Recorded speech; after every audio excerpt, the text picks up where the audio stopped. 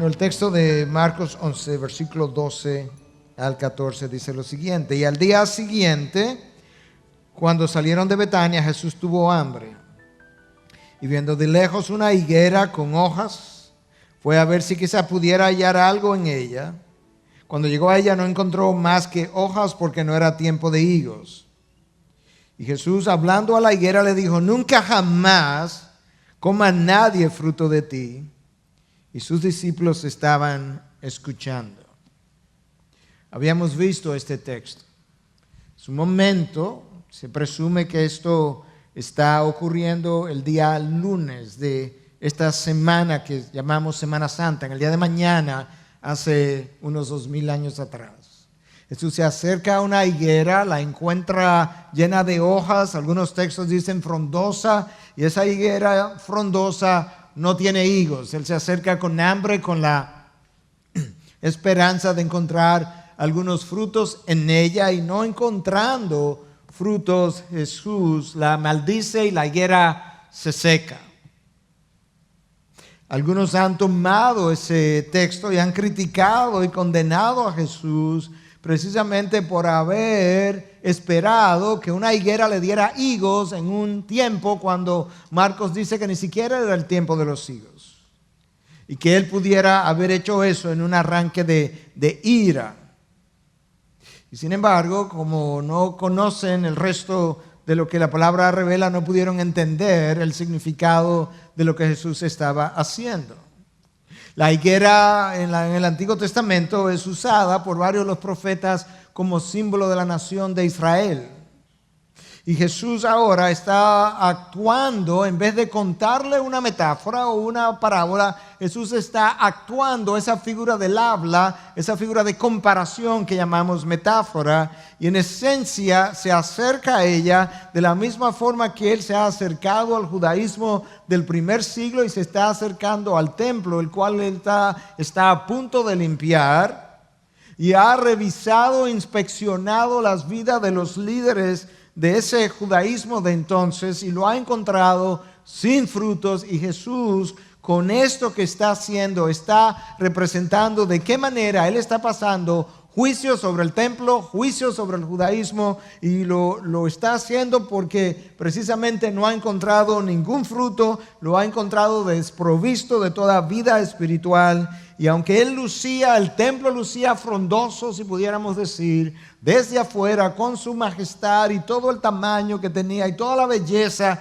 que es descrito, en su interior no había vida.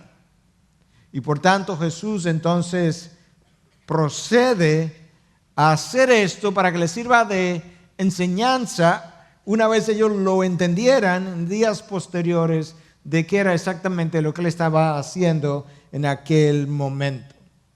Jesús estaba consciente de que ese pueblo decía adorar al Dios verdadero, en el lugar verdadero, con los sacrificios verdaderos, a través de la revelación verdadera de Dios, y sin embargo, todo el tiempo solamente hacían esas cosas de labios porque su corazón estaba muy lejos de Él. Jesús hace esto y procede, entra al templo, confronta el negocio, los mercaderes en el templo, tumba las mesas, expulsa a algunos de ellos en su reacción contra el pecado en medio de la santidad que invadía todo su ser. Y el texto de Marcos nos dice que al final de ese día Jesús se retiró a Betania a descansar. Pasó la noche en Betania, donde probablemente Él iba, según las especulaciones, porque no tenemos certidumbres con frecuencia, y quizás a la casa de Marta, María y Lázaro, que eran de Betania. Y con eso entonces escucha qué ocurre al día siguiente después de esa noche de descanso, versículo 20 de Marcos 11. Por la mañana, cuando pasaban, vieron la higuera seca desde las raíces. Entonces Pedro, acordándose, le dijo: Rabí, mira la higuera que maldijiste, se ha secado. Y Jesús respondió diciéndoles: tened fe en Dios.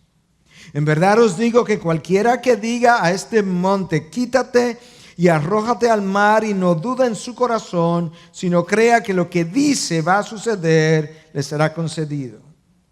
Por eso os digo que todas las cosas por las que oréis y pidáis, creed que ya las habéis recibido y os serán concedidas. Y cuando estéis orando, perdonad si tenéis algo contra alguien, para que también vuestro Padre que está en los cielos os perdone vuestras transgresiones. Pero, si vosotros no perdonáis tampoco, vuestro Padre que está en los cielos perdonará vuestras transgresiones. Parecería como un cheque en blanco que Dios ha firmado para que nosotros lo llenemos. Pero es eso realmente lo que Cristo está tratando de comunicar. Comencemos con el asombro de Pedro al día siguiente. Van pasando, ya van de regreso probablemente a Jerusalén desde Betania. Van pasando, Pedro nota la higuera, la ve seca desde sus raíces y a Pedro le llama la atención. Pero no había entendido aún lo que Cristo estaba significando con esto, de que el judaísmo de ese primer siglo quedaba atrás, y quedaba atrás en primer lugar porque el tiempo se había cumplido y ahora el foco de atención no sería el templo, sino sería Jesús, el templo viviente. E iba a quedar atrás porque esta era la hora del juicio de esa religiosidad sin vida que había convertido la ley moral de Dios, perfecta como es, en meras reglas de hombres. Y ahora Cristo con eso estaba simbolizando y haciéndose eco de palabras que Lucas registra en 3:9 tempranamente al comienzo de su ministerio, cuando dice: y también el hacha ya está puesta a la raíz de los árboles. Por tanto, todo árbol que no da buen fruto es cortado y echado al fuego. Con esas primeras palabras, Lucas nos deja ver que el tiempo del juicio se acercaba hasta el punto que el hacha que ya estaba puesta a la raíz del árbol iba a terminar entonces cortando el árbol y echándolo al fuego, precisamente porque el árbol no había dado fruto. Y ahora nosotros nos encontramos a Jesús secando la higuera desde sus raíces por la ausencia de frutos en ella. Pedro está sorprendido y le dice: maestro, mira la higuera que maldijiste, se ha secado desde su raíz. ¿Qué sorprendió a Pedro? El texto no nos explica, pero meditando sobre eso, no creo que a Pedro le haya sorprendido el milagro o el poder que Jesús pudiera tener. Pedro había visto a Jesús devolverle la vista a ciegos. Pedro había visto a Jesús devolverle la función a órganos inferiores, extremidades inferiores o superiores, a cojos, a mancos. Pedro había visto a Jesús resucitar a Lázaro, había podido estar en aquel lugar donde Lázaro ya hedía, y sin embargo ahora él está viendo una higuera que estaba viva y ahora está muerta, y él parece un tanto sorprendido. Y yo creo que quizás esto es un tipo de milagro que Pedro no había visto. Pedro había visto gente pasar de una situación peor a una mejor. Pedro había visto a un Lázaro pasar de una condición de muerte a una de vida, pero él no había visto nunca un milagro que resultara en algo que estaba bien, frondoso, y terminara en la muerte. Esta es la primera vez. Esta es de hecho la única vez. Y quizás eso llamó la atención de Pedro. Jesús aprovecha ese momento en que Pedro parece asombrado, y la respuesta de Jesús al asombro de Pedro un tanto extraña. Porque la respuesta de Jesús tiene que ver con la vida de oración, la vida de fe y el perdón de pecados o de transgresiones de otros que han cometido contra nosotros. Y yo creo que vale la pena preguntarnos cuál es la razón de una enseñanza que parece extraña en el contexto en que esto está ocurriendo. Nosotros no podemos olvidar, no podemos desconectar, despegar lo que está ocurriendo de cuándo está ocurriendo. Esto es en día martes de la semana en que Jesús va a morir. en un par de días, si fuéramos a colocarlo en el tiempo en que estamos ahora mismo. En poco tiempo Jesús no estaría con ellos. De tal forma que la vida de oración, cuando Él ya no estuviera presente para consultar con Él, sería una cosa vital. De hecho, esa falta de oración fue y continúa siendo en el pueblo de Dios, y lo fue en medio de sus más cercanos discípulos, el tendón de Aquiles. En el Getsemaní, después de 3 años de entrenamientos, Cristo se queja con ellos porque no pudieron velar tan siquiera 1 hora. Y entonces Él le dice, velad y orad para que no entréis en tentación. De eso es que Él está o le quiere hablar ahora acerca de la vida de oración. Pronto las persecuciones comenzarán. Y llegaría el momento en que ellos tendrían que confiar en un Cristo ausente, y esa confianza iba a estar dictada por la fe que ellos pudieran desarrollar, de tal manera que Cristo no tuviera que volver a repetirle desde los cielos, hombres de poca fe, como habían testificado ellos con sus vidas.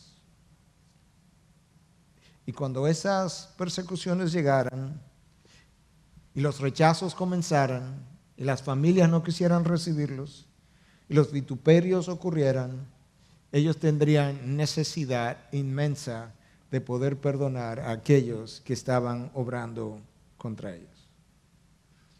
Quizás esas son las razones por las que Cristo aprovecha este momento para hablarle de lo que es la vida de oración, la vida de fe y la necesidad de perdonar a otros y unir todas esas cosas y enseñarle la relación que cada una de ellas guarda con la otra. En el resto entonces del tiempo que nos queda, yo quiero básicamente exponer a partir de este texto 2 principios que Cristo enseña con claridad. Número 1, hay una relación directa entre mi fe y el poder de mi oración. Hay una relación directa entre mi fe y el poder de la oración. Escucha cómo Cristo lo enseña. Tened fe en Dios, versículo 22. En verdad os digo que cualquiera que diga a este monte, quítate y arrójate al mar, y no dude en su corazón, sino crea que lo que dice va a suceder, le será concedido. Por eso os digo que todas las cosas por las que oréis y pidáis, creed que ya las habéis recibido y os serán concedidas. Walter Wessel, en su comentario sobre Marcos, en la serie de El Expositor Bible Commentary, o comentario bíblico del expositor, dice lo siguiente: la fe que Marcos 11:23 menciona es una fe que ora. La oración es la fuente de su poder y el instrumento de su fortaleza. La omnipotencia de Dios es la única certeza y la soberanía de Dios es su única restricción. ¿Qué es exactamente lo que este autor está tratando de decirnos? En primer lugar, él nos está comunicando que la fuente del poder de la fe depositada en Dios es la oración. En segundo lugar, que la certeza de mi oración descansa en la omnipotencia de Dios. Y en tercer lugar, que lo que restringe mi oración es la soberanía de Dios.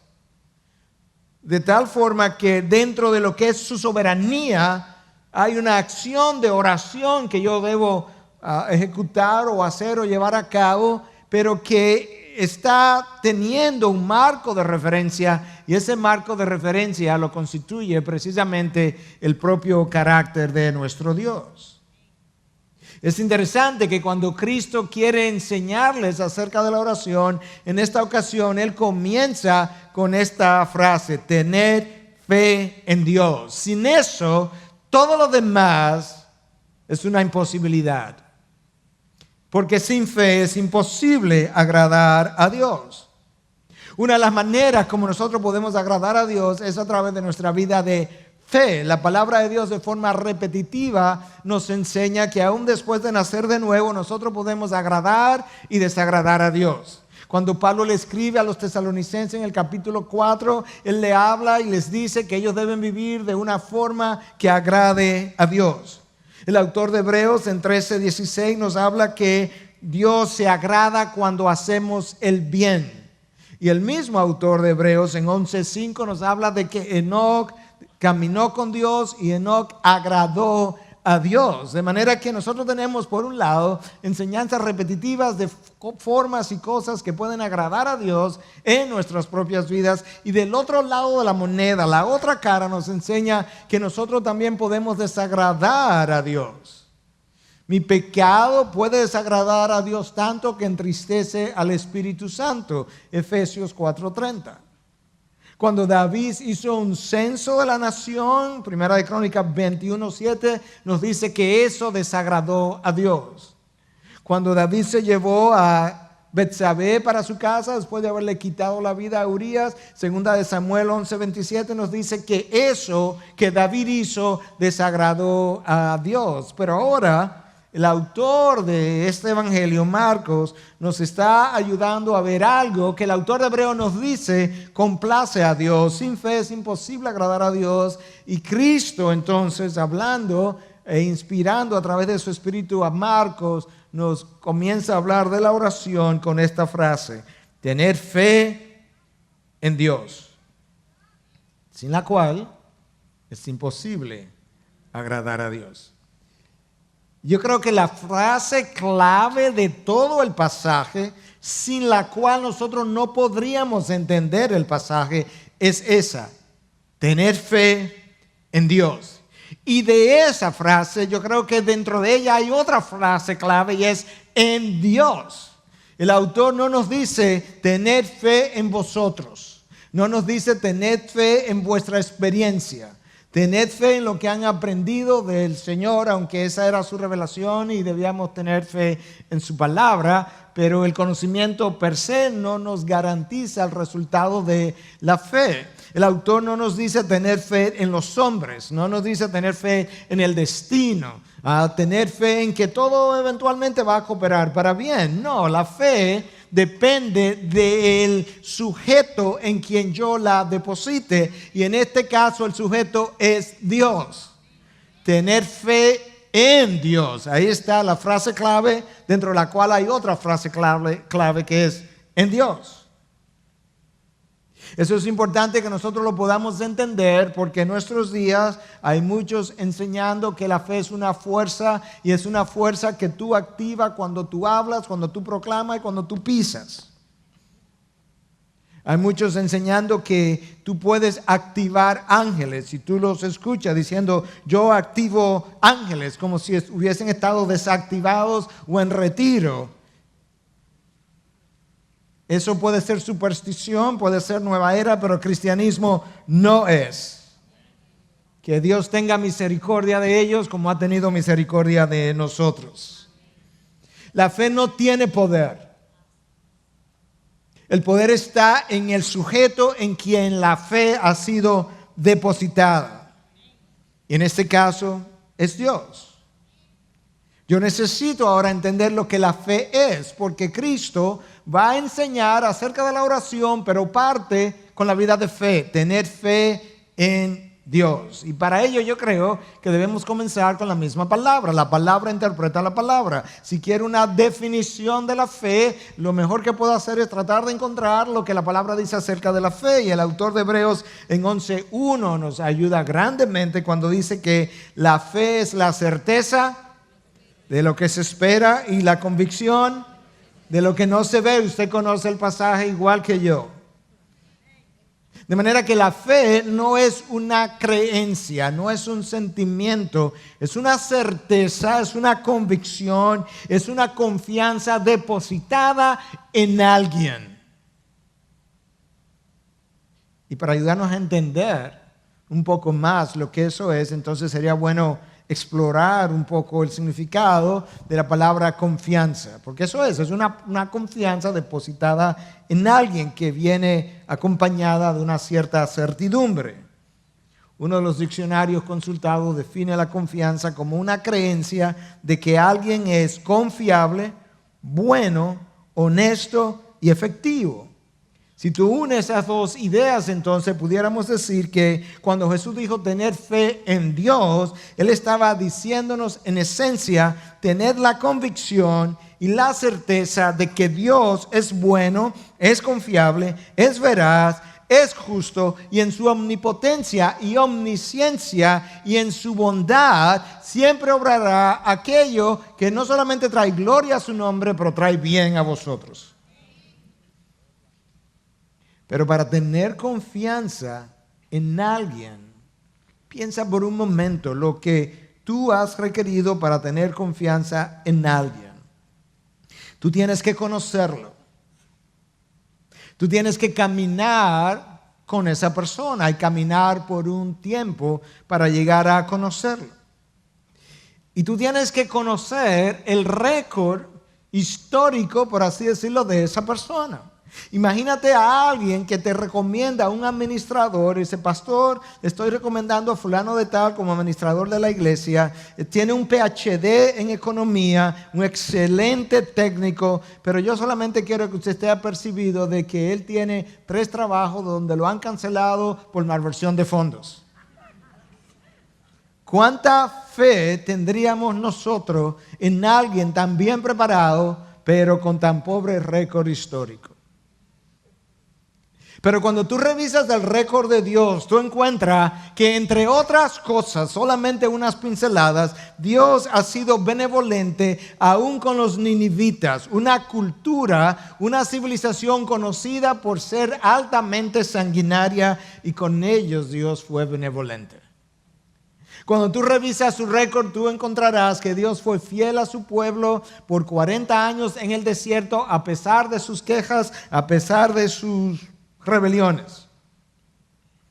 Tú encuentras en el récord de Dios que Él, cuando vio a Adán despegarse y a los descendientes de Adán caminar cada vez más lejos de Él comenzó a enviar un profeta tras otro, tratando de devolver a ese hombre a su camino. Y cuando ellos no hicieron caso a ninguno de esos enviados, y después que muchos de ellos terminaron muertos por el mismo pueblo, Dios tomó a su hijo y nos envió a su hijo y le permitió a su hijo cursar la misma historia del resto de los profetas, terminando en la muerte en un madero clavado, y desde allí pudiendo decir: Padre, perdónalos porque no saben lo que hacen.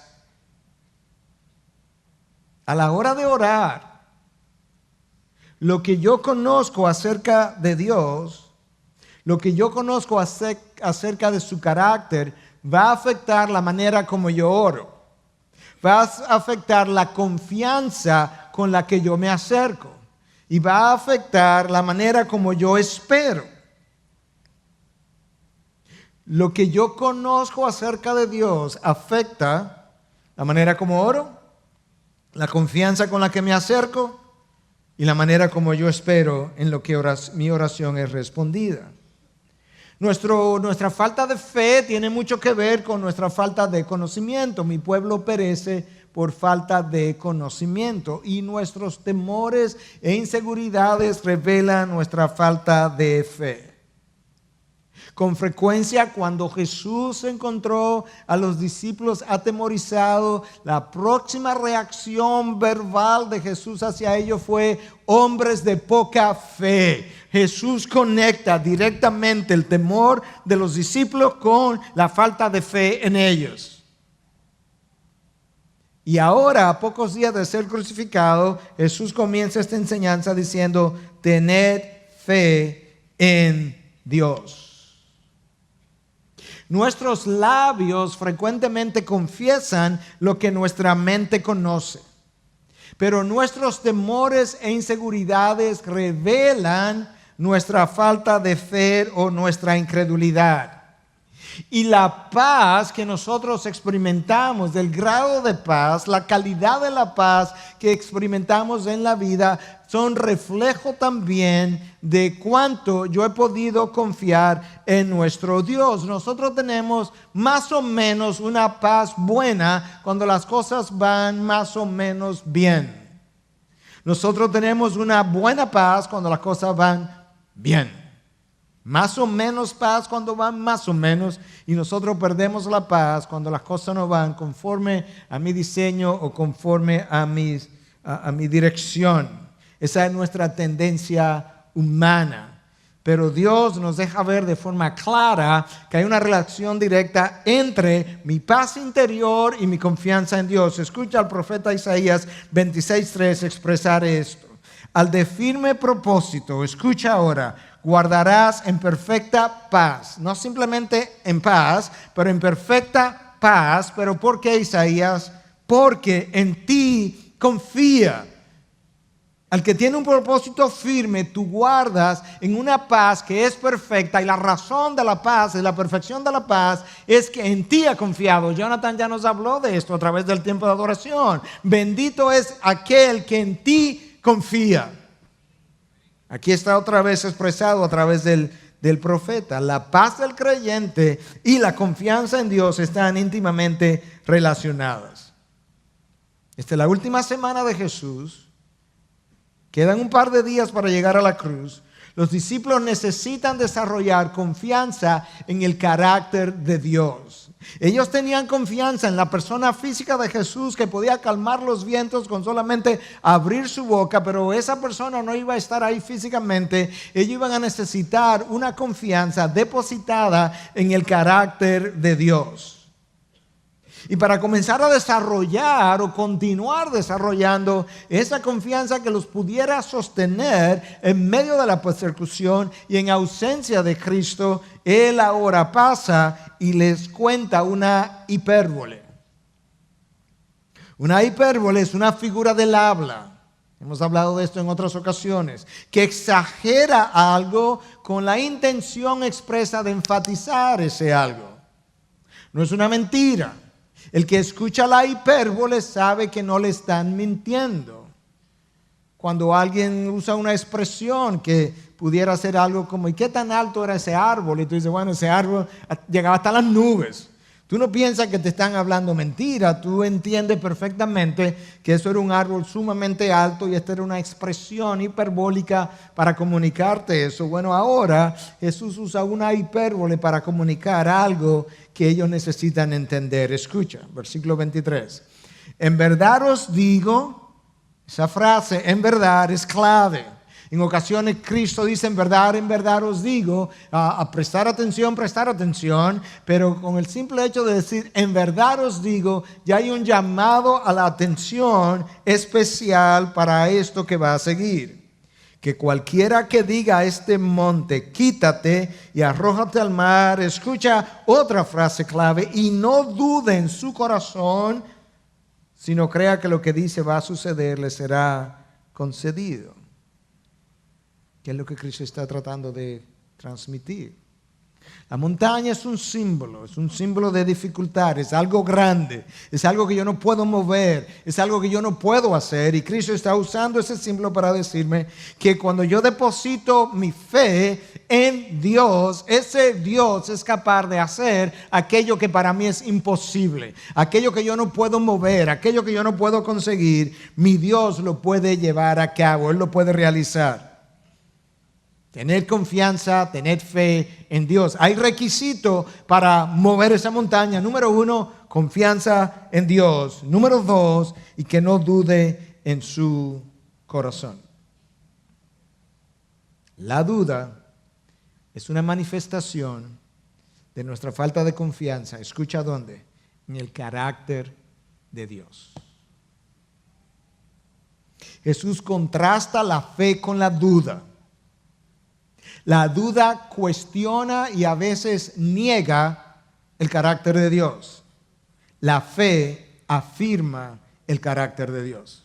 Déjame decir eso otra vez. La fe afirma el carácter de Dios. La duda cuestiona y en ocasiones niega el carácter de Dios. Esto es, como dicen en inglés, serious business. Esto es algo serio. Y yo quiero que en esta mañana nosotros podamos verlo de esa manera. Porque si bien es cierto que la duda es una condición humana de nuestra condición caída, el hecho de que sea natural de nuestra naturaleza caída no lo hace bueno y válido, sino que es algo que necesita desaparecer de nosotros en la medida en que Cristo nos va santificando. De ahí la expresión recurrente de Cristo, hombres de poca fe. Escucha cómo Santiago nos ayuda a entender la seriedad de la duda. 1:6. Pero que pida con fe. Nota que es el mismo contexto, el de Santiago, que el de Cristo. Es pedir, orar, y es con fe, que pida con fe, sin dudar, el mismo contexto. Cristo me está enseñando aquí que yo tengo que confiar en Dios y que no dude en su corazón. Santiago me está diciendo, pide con fe, sin dudar. ¿Por qué? Porque el que duda es semejante a la ola del mar, impulsada por el viento y echada de una parte a otra. Okay, hasta ahí voy entendiendo que el que duda es como un vaivén, cree en un momento, no cree en otro momento, es como la ola del mar. Pero ahora en el versículo que sigue hay unas palabras que yo no sé si cuando tú las escuches tendrán o caerán sobre tu mente y sobre tu corazón con el mismo peso que caen sobre el mío cada vez que yo leo este pasaje. Escúchala otra vez, versículo 7. Primero es, pide con fe, sin dudar, porque el que duda es semejante a las olas. Y luego, versículo 7, no piense pues ese hombre que recibirá cosa alguna del Señor. Wow. Santiago, pero ¿por qué tan severo? No piense ese hombre. Nota el absolutismo de esa fraseología. No piense ese hombre que recibirá cosa alguna del Señor. Pastor, pero no entiendo. No entendemos, porque nosotros no entendemos lo que la duda significa. La duda es desconfianza y cuestionamiento sobre el carácter de Dios. Estamos tan acostumbrados a dudar y vivir de esa manera que la duda en el carácter de Dios y en su soberanía a nosotros no nos parece tan serio. Pero si tú verdaderamente crees que Dios es bueno, ¿pensarías tú que tú le pedirías a Dios que le diera pan a tu hijo y que Él te daría una piedra? ¿Y le pedirías que le diera pescado y que Dios te daría una serpiente? Esas son las palabras de Jesús cuando enseñaba sobre la oración en otra ocasión. ¿Qué padre le daría a su hijo una piedra por pan? ¿Qué padre le daría a su hijo una serpiente por pescado? Y si vosotros que tenéis corazones malos sabéis dar cosas buenas a sus hijos, ¿cuánto más Dios vuestro Padre? ¿Recuerdan esas palabras? Si Dios es soberano y está en control de todas las circunstancias que pudieran llegar a mi vida, ¿por qué temer a la adversidad? La adversidad es una de esas materias obligatorias en el currículum de Dios, que viene custom made, hecho a la medida. Mi adversidad no es la tuya, tu adversidad no es la mía, pero mi adversidad tiene el propósito de formar la imagen de Dios y de quitar de mi imagen aquello que no se conforma a la imagen de Cristo, de tal forma que mi adversidad viene con mi nombre. Y hay otras adversidades que dicen a quien pueda interesar. Si crees que Dios es justo, ¿pensarías tú que Él no está escuchando tu clamor y respondería con justicia? Esa es la razón por la que la duda es más seria de lo que nosotros pensamos. Y esa es la razón por la que en medio de una tormenta Jesús reprende a sus discípulos y les llama hombres de poca fe. Hombres que aún no han confiado en el carácter de Dios. Lo que yo creo de Dios determina cómo yo oro y determina cómo yo espero. Lo que yo creo de Dios determina cómo yo oro y determina cómo yo espero. Jesús continúa su enseñanza Y lo hace de una manera que algunos han tomado este texto y lo han distorsionado por completo. Escucha lo que él dice en el versículo 24. Por eso os digo que todas las cosas por las que oréis y pidáis, creed que ya las habéis recibido y os serán concedidas. Todas las cosas por las que pidáis y creáis, les serán concedidas. Ese es el versículo, o uno de los versículos que aquellos que siguen la doctrina del proclámalo y recíbelo distorsionan. Escúchalo otra vez. Por eso os digo que todas las cosas por las que oréis y pidáis, creed que ya las habéis recibido y os serán concedidas. Esto es una forma semítica, una forma hebrea de hablar, que expresa la certidumbre que el que habla tiene en aquello que espera, y para hacer o para expresar esa certidumbre lo expresa en tiempo pasado, y de ahí entonces que dice, creed que ya las habéis recibido. Tiene un contexto cultural, una forma. Y cuando Cristo hablaba de esta manera, que pida verdad y que se te hará dado, Cristo tenía en mente su reino, su gloria, su nombre, su voluntad. Pero cuando aquellos que son seguidores del Evangelio de proclámalo y recíbelo hablan de este versículo, tienen en su mente sus ambiciones mundanas y sus deseos egoístas. Son dos enfoques completamente distintos y por tanto los cheques lucen diferentes. El cheque firmado por Dios para que tú lo llenes luce de una forma para uno y luce de otra forma para el otro. Resumiendo, para los que envían cosas por Twitter.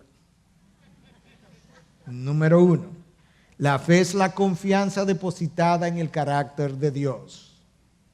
Número 2, la oración es el instrumento por medio del cual expreso mi fe. Número 3, mis dudas y mis temores reflejan mi falta de fe. Y número 4, mi falta de fe afecta mi vida de oración y los resultados de la oración. ¿Lo copiaron? Una vez más, para aquellos de nosotros que somos un poco más lentos, como yo. La fe es la confianza depositada en el carácter de Dios. La oración es el instrumento por medio del cual expreso mi fe. Número 3, mis dudas reflejan y mis temores reflejan mi falta de fe. Y mi falta de fe afecta la vida de oración y los resultados de la oración. Una vez Cristo termina de hablarle de esas cosas, Él pasa a hablarle de algo que es como una sorpresa para ellos y aún para nosotros al leerla, porque en primera instancia no parece guardar ninguna relación con lo que Él acaba de decir. Y eso me lleva entonces a mi principio número 2, que es este. Hay una relación directa entre el poder de mi oración y el estado de mi reconciliación con los demás. Hay una relación directa entre el poder de mi oración y el estado de mi reconciliación con los demás. Versículo 25. Y cuando estéis orando, te das cuenta que el contexto es oración. Versículo 25, Él está en oración todavía. Él no ha salido del tema. Y cuando estéis orando, perdonad si tenéis algo contra alguien, para que también vuestro Padre que está en los cielos os perdone vuestras transgresiones. Es como si Cristo estuviera diciendo, cuando estéis orando y te acuerdes de que tienes algo contra alguien, perdónalo ahí mismo y no continúes orando. Lo cual es muy similar a la enseñanza de Cristo cuando hablaba de que si vas al templo y vas a ofrendar, y al ir a ofrendar te acuerdas que tu hermano tiene algo contra ti, que es lo que Él dice, que te detenga, no ofrendes, no lo deposites, devuélvete, ve donde la persona, reconcíliate con tu hermano, ahí está el perdón, y luego regresa. Eso es en cuanto a la ofrenda, que es una forma de adorar a Dios, y ahora le está diciendo lo mismo en otro contexto, con otra forma de adorar a Dios, que es mi vida de oración. Y cuando estéis orando, perdonad si tenéis algo contra alguien. Y Él primero me lo dice en la forma positiva, escucha, perdonad si tenéis algo contra alguien, esa es la forma positiva, para que también vuestro Padre que está en los cielos os perdone, ahí está la forma positiva, vuestras transgresiones. Pero como Dios sabe que nosotros somos expertos en decir no entendí, no entiendo, yo no sé, yo no entiendo a Dios, no me la llevé en buen dominicano, para que entonces no quede ninguna duda de vez en cuando Dios nos dice la cosa en la forma positiva y nos las remacha en la forma negativa. Es como, aquí está la moneda, te la voy a poner de un lado y ahora le voy a dar la vuelta a la moneda para que lo vea del otro lado. Aquí va la forma negativa de decir la misma cosa. Versículo 26. Pero si vosotros no perdonáis, lo negativo, tampoco vuestro Padre que está en los cielos perdonará vuestras transgresiones. ¿Lo entendimos? ¿Cuál es el contexto? Oración. Y cuando estéis orando, mi resentimiento, falta de perdón, afecta, estorba mi vida de oración o sus resultados. Bueno, pero no entiendo, pastor. ¿Tú piensas que el resentimiento es pecaminoso? Claro. ¿Es inicuo? Claro. Pues escucha al salmista lo que dice en 66:18. Escucha a Dios a través del salmista. Si observo iniquidad en mi corazón, el Señor no me escuchará. No me escuchará tiene que ver con oración. Iniquidad en mi corazón tiene que ver con pecado que yo he rehusado dejar ir, confesar, arrepentirme, ir donde Dios con él. De manera que ahora nosotros tenemos un mejor entendimiento, no completo, pero un mejor entendimiento de cómo la oración es. Mis oraciones dependen, la respuesta a mis oraciones dependen de la voluntad de Dios, de la soberanía de Dios, que la restringe, la gracia de Dios, la fe que hayamos depositado en Dios, mi vida de obediencia, pero también depende de un corazón perdonador. Las verdades de Dios son multifacéticas. Las verdades de Dios expresadas en la Biblia no pueden ser vistas nunca de un solo lado. Tienen múltiples aristas de donde yo puedo verlas y afirmar con relación a la misma cosa otra vertiente de esa misma verdad. Y en este caso, la oración es una de ellas. Mi falta de perdón estorba los resultados de mi oración. Ahora, a nosotros nos parece es un poco exagerado porque una vez más nosotros nos hemos acostumbrado a vivir tan frecuentemente con falta de perdón, con resentimiento, con molestias e irritaciones hacia los demás. Y por eso entonces a nosotros no nos parece justo eso de que si yo no he perdonado a otro, mi Padre tampoco me perdone a mí y de que mi vida de oración se vea afectada. Pero nosotros tenemos que entender otra vez la importancia y el peso de lo que es el resentimiento a la luz de todo lo demás que la palabra revela. Mi falta de perdón hacia otros niega la cruz. Niega la cruz de Cristo que se colgó en un madero y como yo decía anteriormente, desde el madero hacia aquellos que lo ofendieron y lo vituperaron y le escupieron y lo traspasaron, Él supo decir, Padre, perdónalos porque no saben lo que hacen. Su oscuridad es tan densa, su corazón es tan duro que ellos no pueden entender aquello que están haciendo contra mí. ¿Qué es lo que Cristo está haciendo desde la cruz? Él está tratando con ternura a aquellos que se le opusieron por si acaso Dios le concede el arrepentimiento para que puedan escapar del lazo del diablo que lo tiene cautivo para hacer su voluntad. Y eso es 2 Timoteo 2, 25 y 26, excepto que esta vez no son letras, sino un hombre colgado en un madero que lo está viviendo. Tratando con ternura, tiernamente, a aquellos que se oponen, por si acaso Dios le concede el arrepentimiento. Mi falta de perdón niega la cruz. Mi falta de perdón ignora lo que a mí se me ha perdonado y pone de manifiesto el Jonás en mí, que no creía que los ninivitas merecían el perdón, pero él sí, y nosotros entonces ponemos o traemos a colación el Jonasito en mí,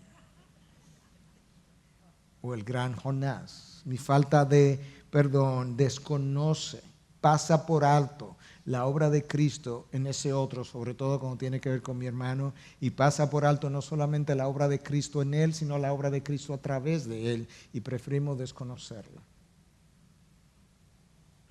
Mi falta de perdón me coloca a mí en una posición de juicio. Mi falta de perdón me convierte en el estándar por medio del cual las acciones de los demás son juzgadas. A veces, hermanos, nosotros rehusamos conscientemente el perdonar a otros y estamos conscientes de eso que estamos haciendo, y cuando alguien viene y nos confronta somos capaces de decir: yo sé, yo estoy en falta, yo tengo que hacer eso.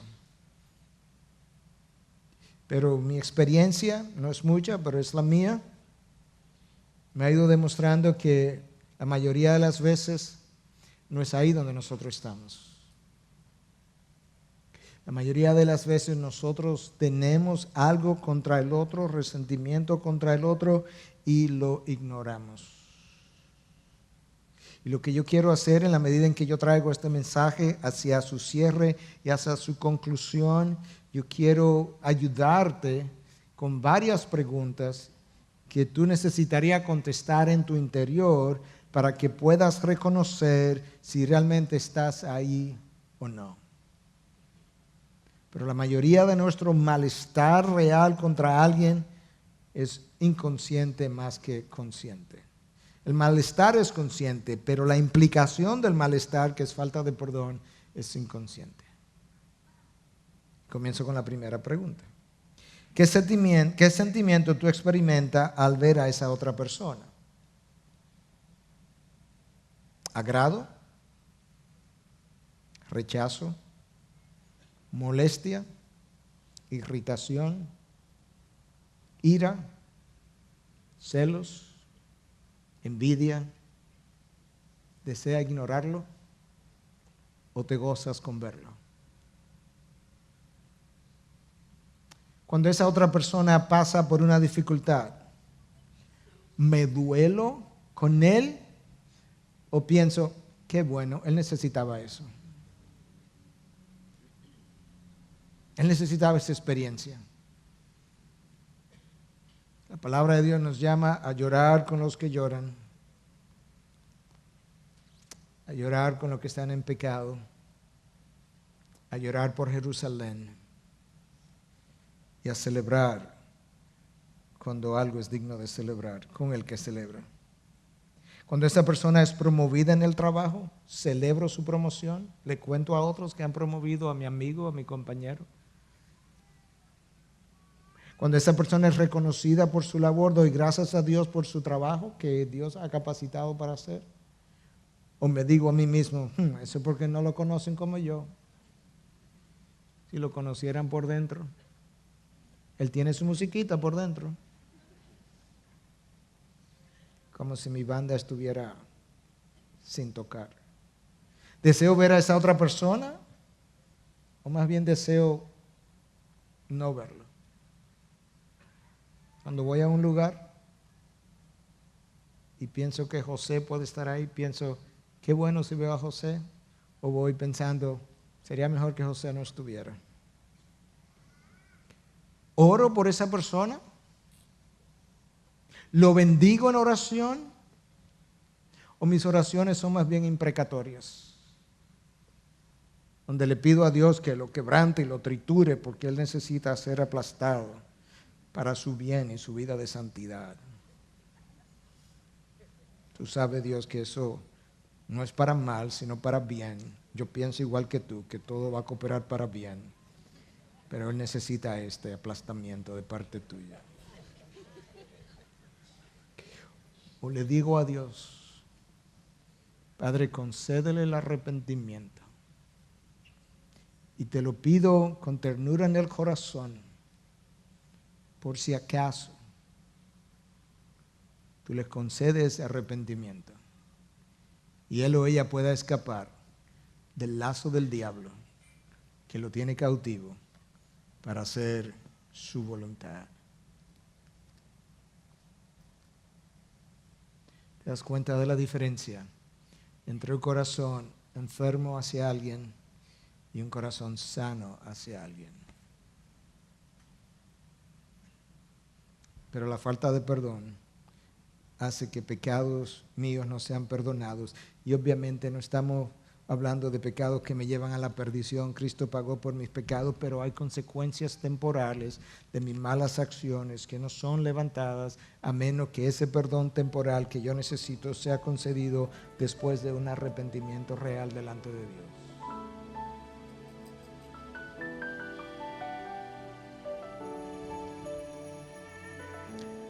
Imagina que hayamos reflexionado sobre estas cosas y al final del día nos vayamos a nuestras casas con el mismo resentimiento con el que vinimos, o el resentimiento que descubrimos al ser expuesto el texto que expuso mi corazón.